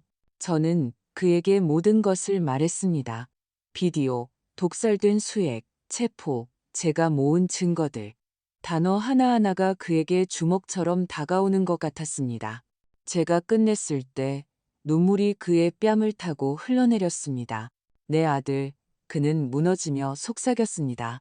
우리 아들이 우리가 키운 아이가 아니에요. 그가 무엇이 되었는지는 모르겠지만 당신을 해치도록 내버려 둘 수는 없었어요. 태수 씨는 눈을 감았습니다. 그의 얼굴의 고통은 참을 수 없었습니다.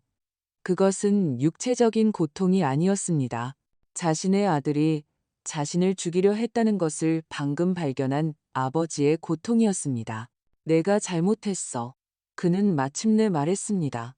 당신에게 말했어야 했는데 당신을 보호하려고 이제 중요하지 않아요. 중요한 것은 당신이 살아있다는 것이고 우리는 이 상황에서 벗어날 것입니다. 2시간 후 강 형사가 공증인과 함께 방으로 들어왔습니다. 그들에게는 태수 씨의 공식적인 진술이 필요했습니다. 제 남편은 여전히 약하고 말을 하기 위해 고군분투했지만 깨진 목소리로 모든 것을 이야기했습니다.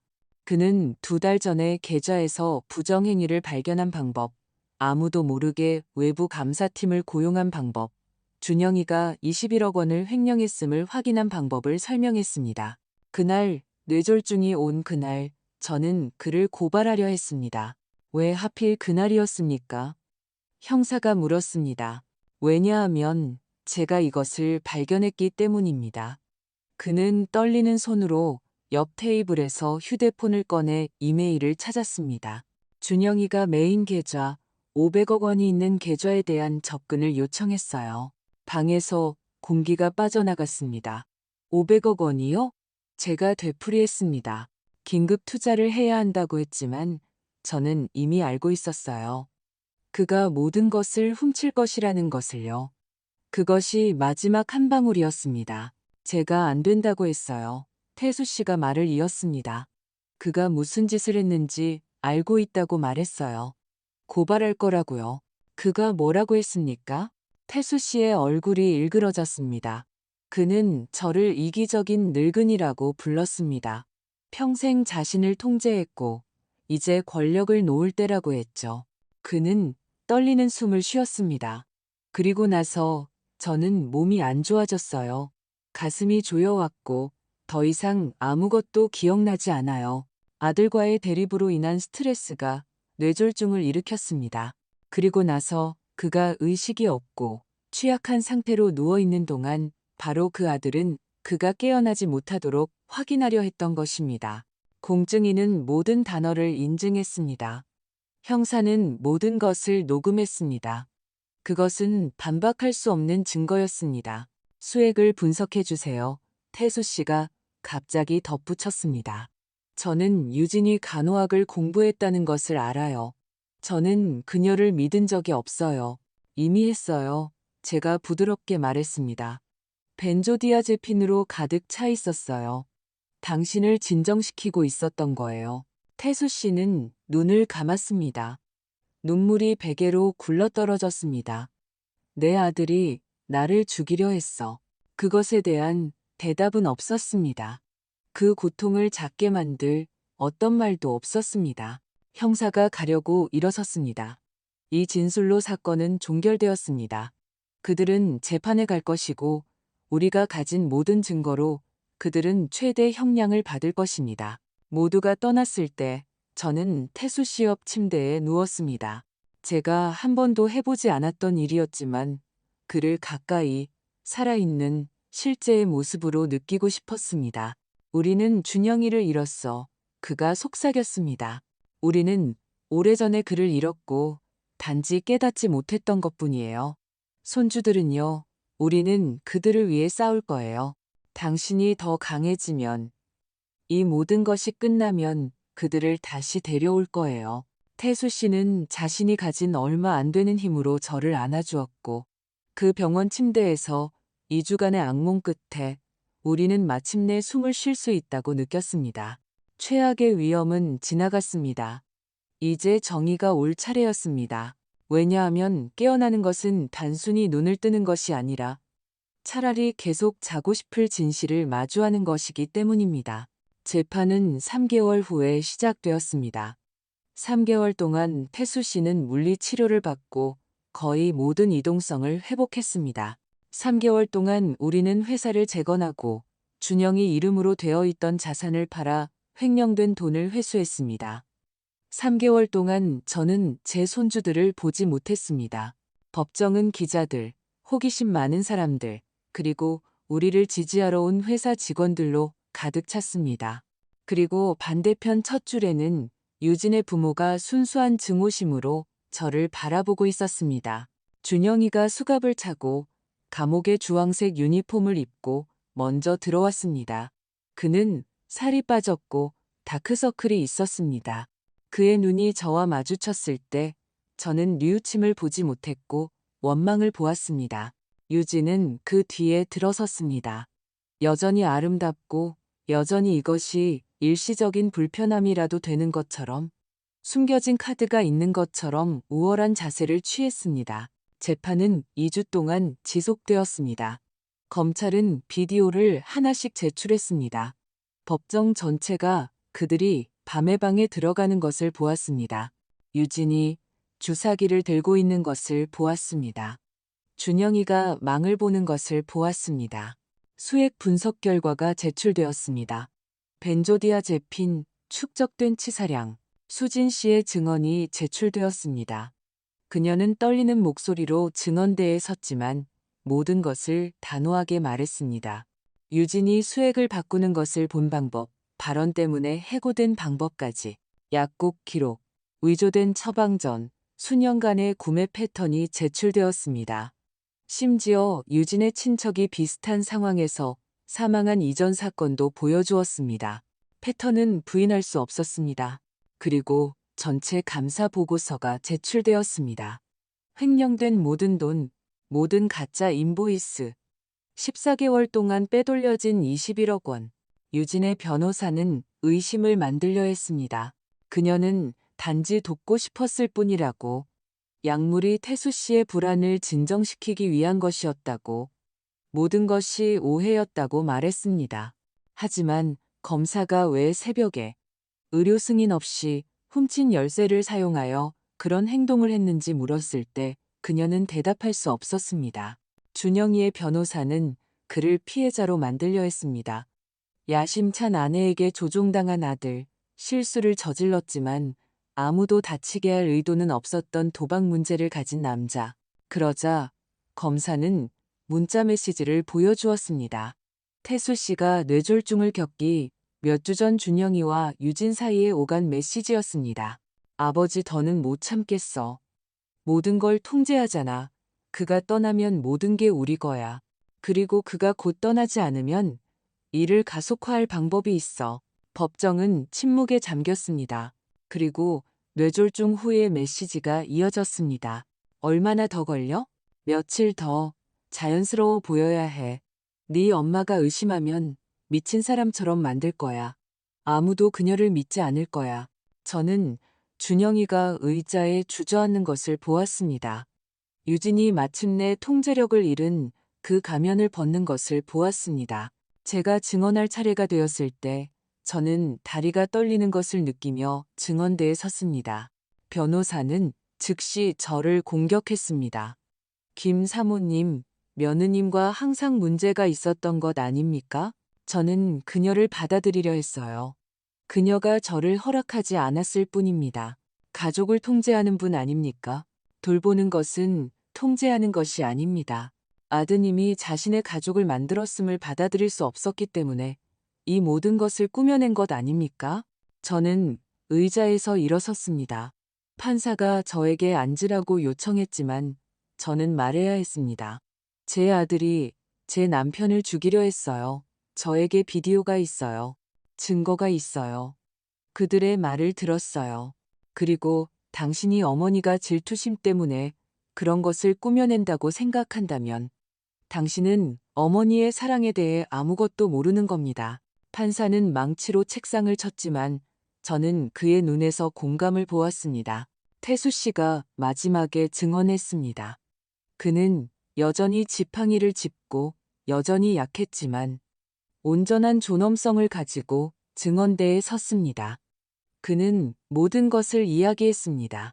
횡령의 발견, 준영이와의 대립, 뇌졸중, 그리고 자신의 아들이 자신이 깨어나지 않기를 바랐다는 것을 알면서 깨어난 것까지.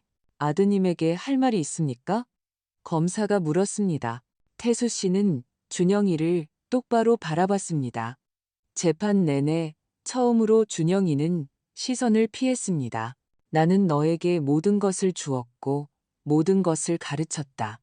그리고 그 대가로 너는 나의 생명을 빼앗으려 했어. 필요해서가 아니라 탐욕 때문에 나는 너를 알아보지 못하겠다. 내가 키운 아들은 오래전에 죽었고 나는 그것을 받아들여야 했다. 준영이는 고개를 숙였습니다. 배심원단은 4시간 동안 숙고했습니다. 그들이 돌아왔을 때 법정은 절대적인 침묵에 잠겼습니다. 국가대 최유진 사건에서 우리는 그녀가 1급 살인 미수, 문서 위조, 그리고 불법 의료 행위 혐의로 유죄임을 확인합니다. 유진이 소리를 질렀습니다. 그녀의 부모가 울었습니다. 경찰관들은 그녀가 배심원단, 판사, 모두를 저주하는 동안 그녀를 제지해야 했습니다. 국가대 박준영 사건에서 우리는 그가 살인 미수공모, 기업 사기, 그리고 자금 세탁 혐의로 유죄임을 확인합니다. 준영이는 아무 말도 하지 않고 그저 눈을 감았습니다. 선고는 일주일 후에 내려졌습니다. 유진은 감형 없는 12년 징역형, 준영이는 8년 징역형, 그리고 21억 원 전액을 회사에 배상해야 했습니다. 법원은 6개월 안에 돈이 회사에 즉시 반환되도록 명령했습니다. 모든 돈이 회수되었습니다. 저희는 태수 씨와 손을 잡고 법원을 나섰습니다. 마치 젊었을 때 세상 전체가 우리에게 반대했지만 서로를 의지했던 것처럼 말입니다. 정 변호사가 우리를 출구까지 안내했습니다. 그는 진실만을 받아들이지 않는 법의 군인처럼 처음부터 끝까지 사건을 이끌었습니다. 기자들이 우리를 둘러쌌습니다. 플래시, 소리치는 질문, 얼굴에 들이대는 마이크. 기분이 어떻습니까? 김 사모님? 저는 승리감을 느끼지 못했습니다. 공허함을 느꼈습니다. 저는 사건에서는 이겼지만 제 아들을 잃었습니다. 정의가 이루어진 것에 감사하고 저는 말했습니다. 있을 수 있었지만 결코 없을 것에 대해 슬픕니다. 3주 후 우리는 민준과 서윤의 양육권을 얻었습니다. 유진의 부모는 싸웠습니다. 그들은 우리가 너무 늙었고 아이들에게 젊음이 필요하다고 말했습니다. 하지만 판사는 은행 계좌를 보았습니다. 최 씨 부부가 대출금으로 살고 있다는 것을 보았습니다. 우리가 아이들이 태어날 때부터 주된 양육자였음을 보았습니다. 양육권은 친할아버지, 할머니에게 부여되었습니다. 우리가 그들을 집으로 데려온 날 오후, 민준이 물었습니다. 할머니, 아빠랑 엄마는 언제 돌아와요? 태수 씨가 그의 앞에 무릎을 꿇고 손을 잡았습니다. 아빠랑 엄마는 오랫동안 밖에 있어야 해, 챔피언. 나쁜 일을 했거든. 하지만 우리는 너희를 돌볼 것이고 절대 너희를 버리지 않을 거야. 서윤이 제 다리를 껴안았습니다. 영원히 있을 수 있어요? 영원히, 아가야. 민지와 성우는 몇 달이 걸려서야 다시 저에게 전화했습니다. 시간과 공개된 증거는 그들에게 진실을 보여주었지만 가족의 상처는 선고로 치유되지 않습니다. 그날 밤 아이들이 잠들었을 때 태수 씨와 저는 테라스에 앉았습니다. 우리가 생일을 축하하고 미래를 계획했던 바로 그곳이었습니다. 우리는 아들 하나를 잃었어. 그가 말했습니다. 하지만 우리는 두 손주를 구했고 서로를 구했어. 그가 제 손을 잡았습니다. 43년을 함께 했는데도 당신은 여전히 나를 놀라게 하는군요. 왜요? 모든 것이 무너졌을 때 당신은 포기하지 않았으니까. 당신은 항상 그래왔듯이 싸웠어. 3년 후 우리의 46번째 결혼기념일에 우리는 교도소에서 온 편지를 받았습니다. 준영이에게서 온 것이었습니다. 엄마, 아버지, 제가 용서받을 자격이 없다는 것을 알지만 말씀드려야 합니다. 죄송합니다. 매일 후회합니다. 매일 시간을 되돌리고 싶습니다. 민준과 서윤은 잘 지내나요? 그들을 볼 수 있을까요? 태수 씨는 조용히 편지를 읽었습니다. 그는 저를 바라봤습니다. 당신 생각은 어때요? 저는 모든 것을 생각했습니다. 고통, 배신, 그리고 한 달에 한 번 아버지를 찾는 그 두 아이를 생각했습니다. 관리하에 그를 위해서가 아니라 아이들을 위해서였습니다. 그래서 우리는 그렇게 했습니다. 왜냐하면 용서는 있는 것을 의미하는 것이 아니라 과거의 독이 미래를 중독시키도록 선택하지 않는 것을 의미하기 때문입니다. 저는 진정한 가족은 단순히 핏줄이 아니라 충성심이라는 것을 배웠습니다. 모든 것이 무너질 때 그 자리에 있는 것입니다. 그것은 자신의 직업을 위험에 빠뜨린 이수진 씨였습니다. 지칠 줄 모르고 싸운 정 변호사였습니다. 깨어나기로 선택한 박태수 씨였습니다. 그리고 때로는 한 생명을 구하는 것이 가족을 부수고 정직하게 재건하는 것을 의미한다는 것을 배웠습니다. 이 이야기가 당신의 마음에 무언가를 건드렸다면 당신이 어디서 이 이야기를 보고 있는지 댓글로 알려주세요. 제가 옳은 일을 했다고 생각하신다면 좋아요를 누르고 구독해주세요. 여기서 우리는 침묵하기를 거부한 여성들의 이야기를 계속 공유할 것입니다. 진정한 힘은 넘어지지 않는 것에 있는 것이 아니라 모든 것과 모든 사람들이 당신에게 바닥에 머물라고 말할 때마다 일어서는 것에 있기 때문입니다. 저는 어떤 상처는 아물지 않지만 시간이 지나면 피 흘리기를 멈춘다는 것을 배웠습니다. 하지만 사랑과 진실이 있는 한 고통 후에도 항상 삶은 있습니다.